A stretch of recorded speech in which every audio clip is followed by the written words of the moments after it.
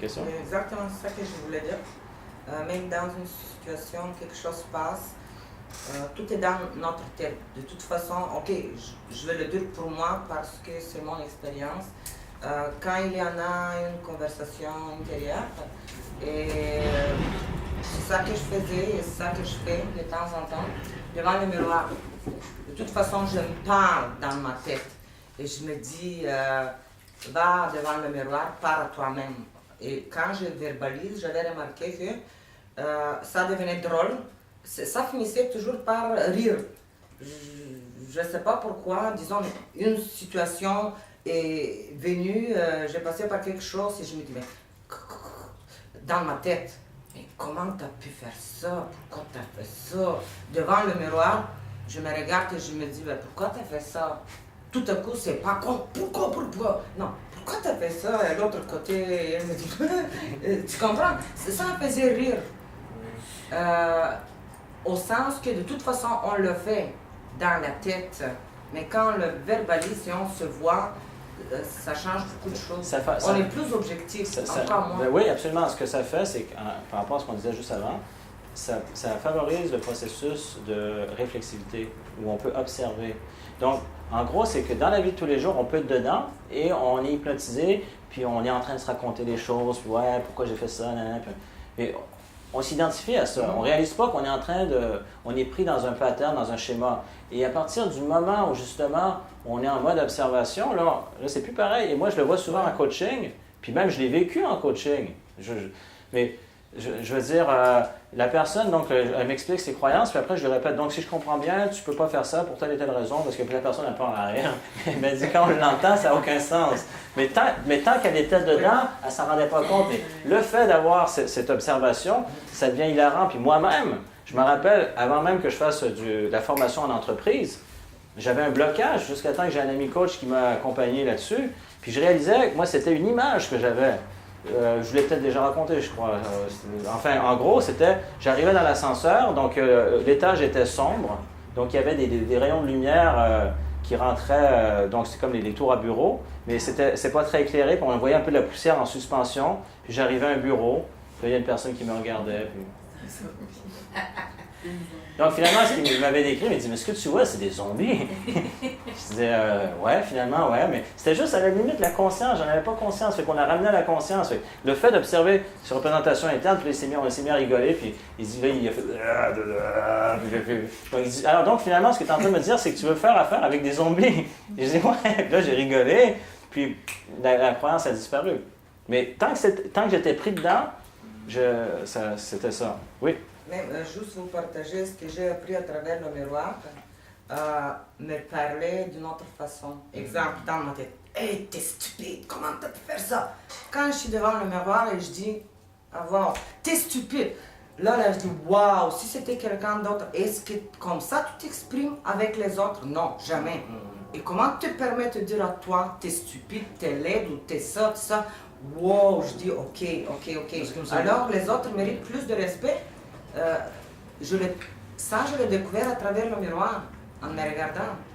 Là, tu as fait une prise de conscience, parce que ce qui arrive souvent, c'est que tant qu'on est dedans, on laisse le processus continuer, on s'identifie à ça, on baigne dedans, on est en transe. Moi, je me rappelle quand j'ai vraiment commencé mon processus de croissance, de guérison personnelle, donc c'est surtout 28-29 ans, il y a un moment donné, cette fameuse voix, souvent, ce que Ben Lair et d'autres vont voir, ça correspond souvent à des caractéristiques, par exemple, là je fais un cliché, mais ça arrive souvent, la voix de notre mère ou la voix de notre père. Puis effectivement, moi, il y a un moment donné, je l'avais fait, moi, j'avais crié, c'était « David, nom de Dieu !» Parce que mon père est français, mais ça faisait depuis l'âge de, je sais pas, j'avais peut-être 12 ans la dernière fois que j'avais entendu ça, puis là, j'étais rendu à 29 ans. Puis j'entends ça, mais c'était dans l'inconscient, mais là, je réalisais. Donc, il y a plein de choses, c'est du conditionnement. Donc, que ce soit nos parents, des professeurs, et ce côté, on fait juste se répéter, mais à un moment donné, effectivement, là, on fait une prise de conscience, c'est quoi ça? Mais tant qu'on est dedans, on baigne dedans. On ne s'en rend pas compte, on est dans l'inconscience. Et dès qu'on fait ça, on devient conscient. Et après, là, même si on en rit, des fois, souvent, ne serait-ce que la prise de conscience, rigoler, puis des fois, dans plusieurs cas, c'est tout ce que ça prend pour... Ça vient de se désactiver. Souvent, moi, je donne une des techniques de changement de croyance. vous avez vu, on avait vu des sous-modalités. Un auteur qui est bien, il y en a plusieurs, mais par exemple Paul McKenna, il a fait beaucoup de vulgarisation en Angleterre de la PNL puis de différentes choses. Mais déjà, Richard Bandler et John Grinder l'avaient fait au niveau des sous-modalités. Prenons le dialogue interne, donc ce fameux blabla qu'il y a dans la tête, puis il y a certaines caractéristiques dans la voix. Donc il va dire « Non, tu ne mérites pas, t'es pas à la hauteur », et ça répète ça, puis on s'en rend pas compte, on est là, puis on se force à le faire quand même, puis on comprend pas pourquoi c'est difficile, parce que on se bat contre nous-mêmes. Alors, des fois, quand on est là, puis on coach une personne, on peut faire l'auto-coaching, mais mettons, on coach une personne, puis la personne dit « Voilà, je pense que je ne le mérite pas, puis nanana, puis OK. » Puis quand tu dis ça, tu l'entends dans ta tête, les gens, ouais, c'est vrai, je l'entends dans ma tête. Ouais. Et comment elle est la voix quand elle dit ça? Comment est la voix? J'ai l'impression que ça crie. J'en étais jamais rendu compte. OK. Fait que là, on voit qu'effectivement, ça crée un effet stressant. Donc souvent, c'est rapide, c'est saccadé, ça crie. Je donne des exemples. Alors après, on va dire, donc si j'ai bien compris, la phrase, c'est que tu ne mérites pas, tu n'es pas à la hauteur. Alors, après, on change les sous-modalités. Alors maintenant, imagine la même voix qui fait « Non, tu ne mérites pas, tu n'es pas à la hauteur. » Tu vois? On peut se mettre à blaguer comme ça, donc mais c'est comme, là, c'est beaucoup de conviction, puis tu vas m'écouter, OK? Parce que là, c'est beaucoup de conviction, puis je suis très fâché. Fait que là, ça change la perspective. Fait que si la personne, par exemple, dit, t'écoutes ça comme ça dans ta tête, ou à la limite, ça serait comme la voix d'un bébé, ou même, par exemple, la voix dit, t'es pas capable. OK? Fait que des fois, Michael Hall, il amenait comme ça, par exemple, pour les hommes, ou imaginez une femme, ou les femmes imaginent un homme qui vous dit « Ah, je pense que tu n'es pas capable. » Tu vois? C'est comme « Je vais te montrer que je suis capable. » Donc, mais voyez, on a changé la sous-modalité, ce qui donne un autre effet. Tu vois, « Ah ouais, tu vas voir, je suis pas capable, je vais te montrer que je suis capable. » Juste en changeant au niveau, par exemple, de ce qu'on entend dans le dialogue interne. Fait qu'on peut le faire en blague, mais tout ça, mais encore faut-il en prendre conscience et en sortir. Puis après, on peut faire plein de choses. L'exemple que je viens de vous donner, c'est des changements de sous-modalité au niveau auditif interne. Et on remplace. Pardon? On remplace. On remplace. On remplace par autre chose. Parce qu'on vient de modifier. C'est une interruption, c'est une forme d'interruption. Mais on va plus loin.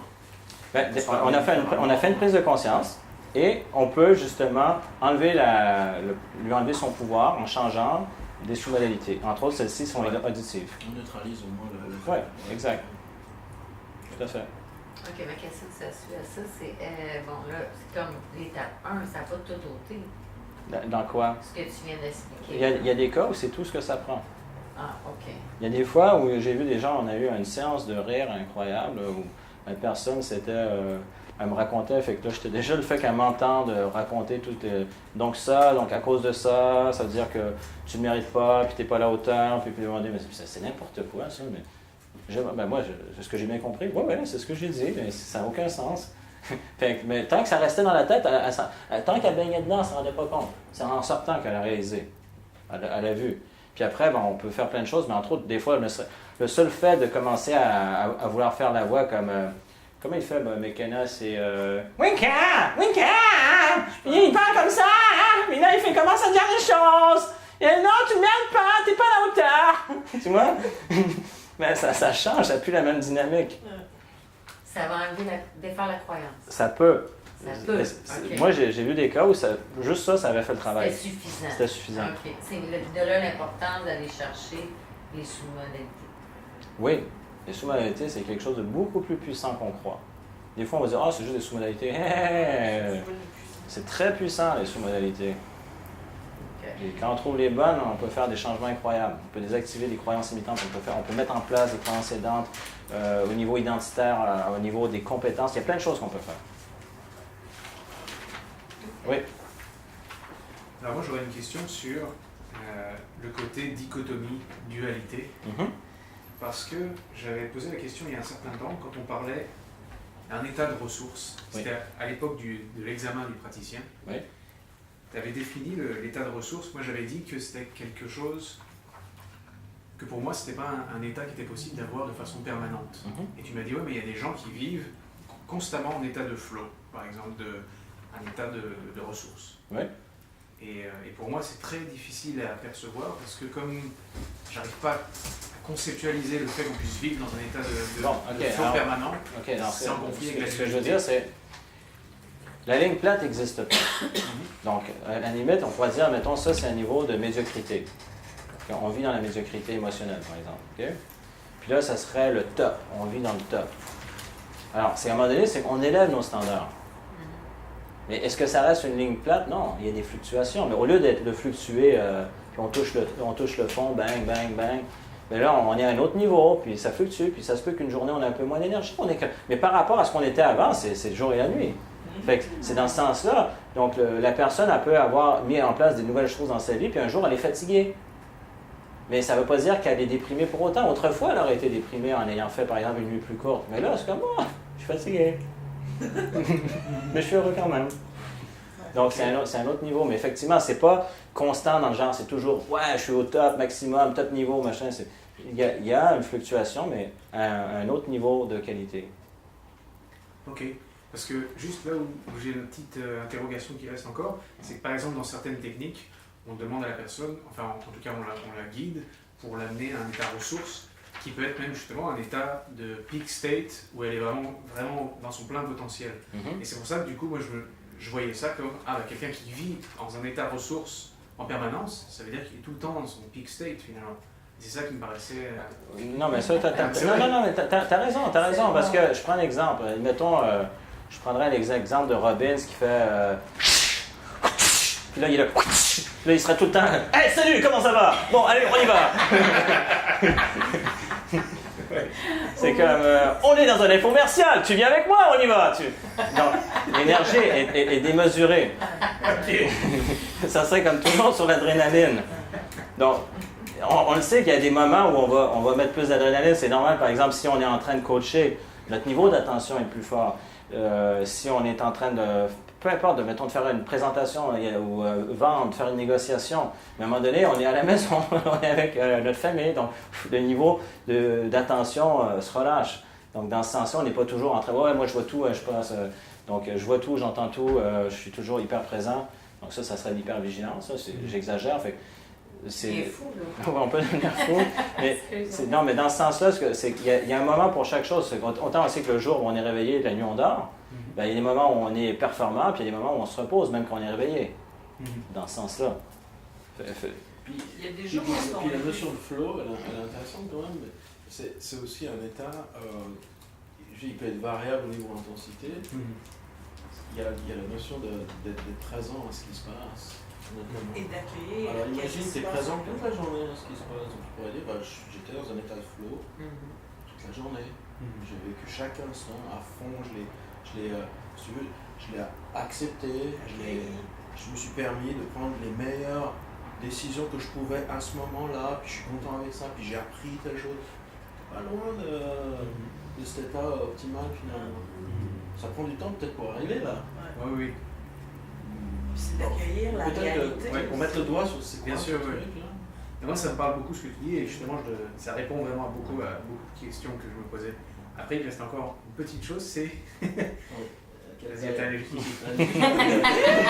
C'est un mini haricot. T'as vu, c'est qui?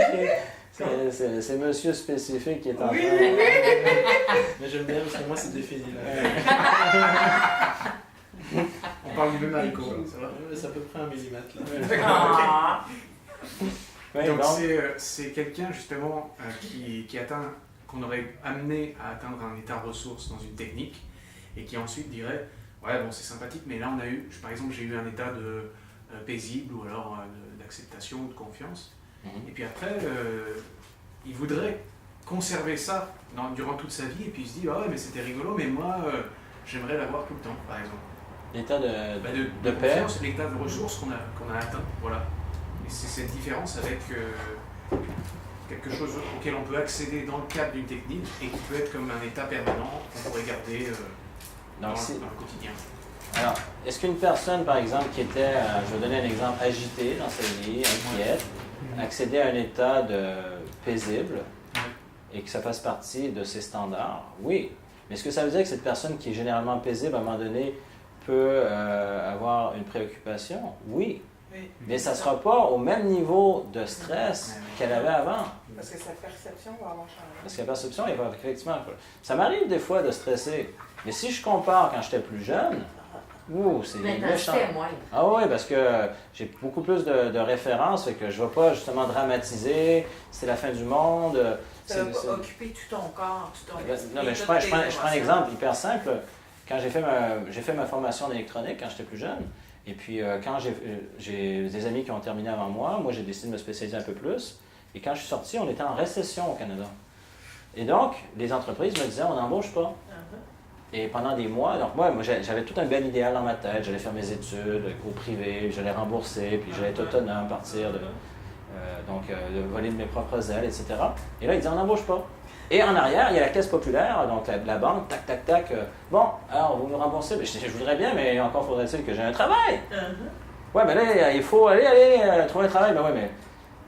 Et puis là, qui commence à... Alors moi, là, je me dis, mais je voulais être le petit garçon parfait, tu vois, de bien faire les choses. Et là, je ne pouvais pas rembourser. Fait que là, la caisse, j'étais en faute par rapport à eux. Et là, j'ai commencé à développer ce qu'on appelle de l'insomnie.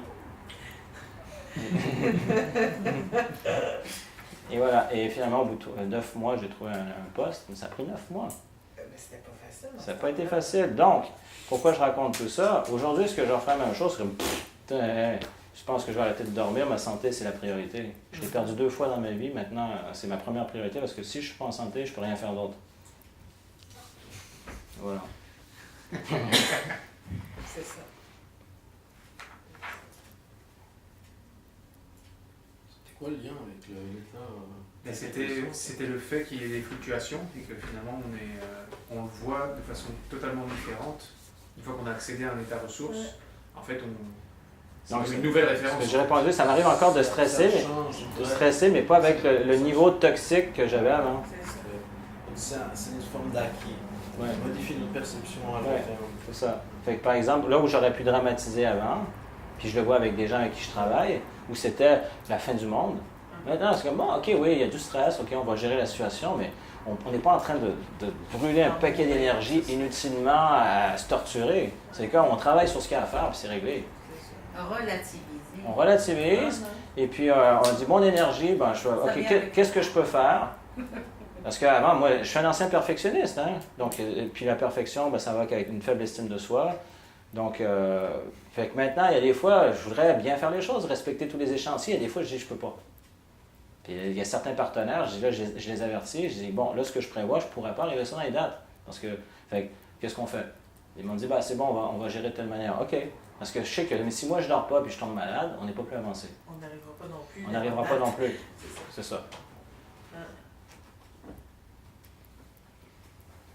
Et est-ce qu'on peut dire à quelqu'un justement que comme cette personne a accédé à un état de ressources, c'est quelque chose que maintenant l'inconscient peut s'autoriser à retrouver plus facilement? Absolument. Tout à fait. Ça devient justement, il y a une intégration qui se fait. Donc quand on parle de conditionnement, ça fait partie des nouveaux standards.